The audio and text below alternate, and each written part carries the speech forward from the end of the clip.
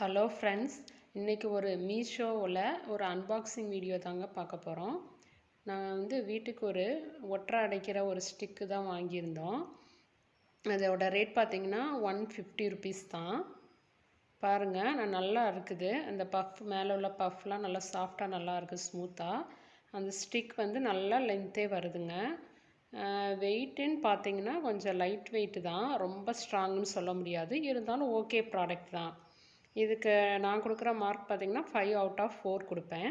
ஏன்னா நல்லா length, user ஃப்ரெண்ட்லியாக தான் இருக்குது. ரொம்ப வெயிட்டேஜெல்லாம் இல்லை.